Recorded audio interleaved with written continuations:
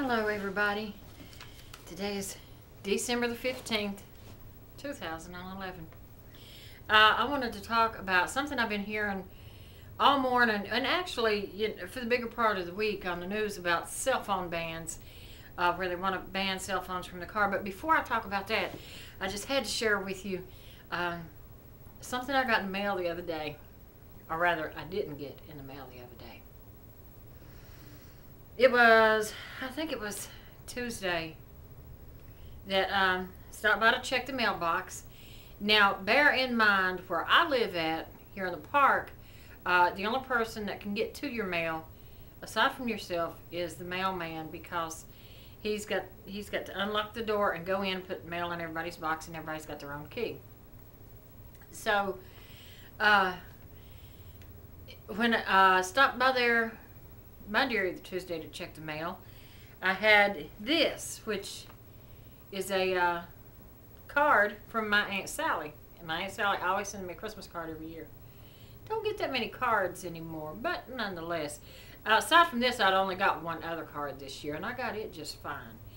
But this card from my Aunt Sally didn't contain a card. Now look at it.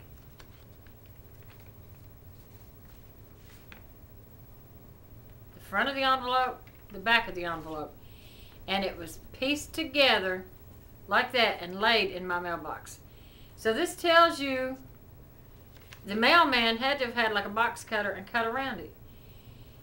Why didn't he just put the card back in there? Because Aunt Sally never sends money.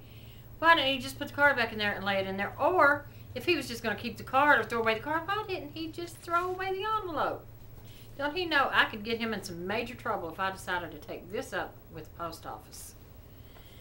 But I won't.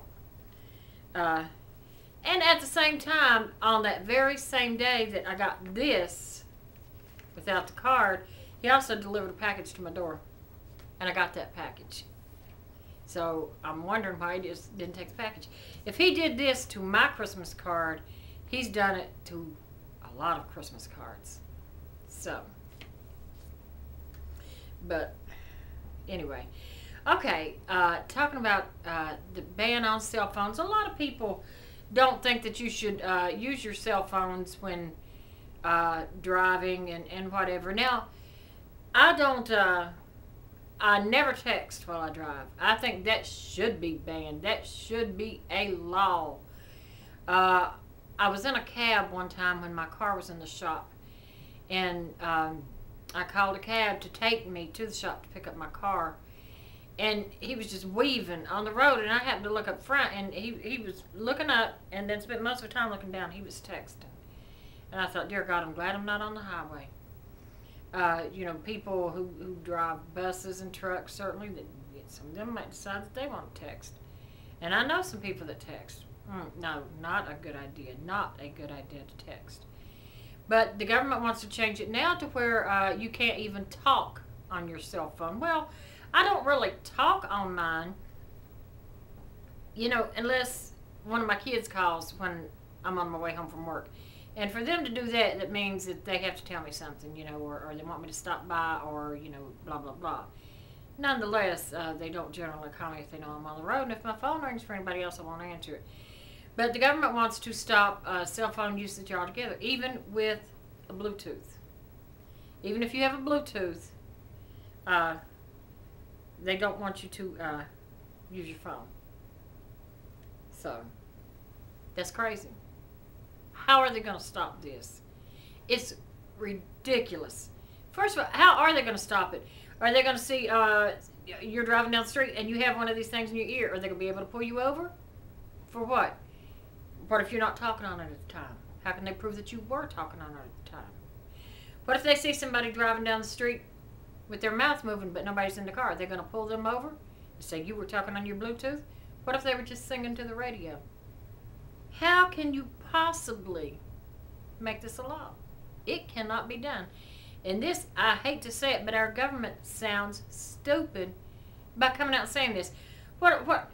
They're saying this, but yet they want the police officers and stuff to enforce this. How? It's impossible. It cannot be done.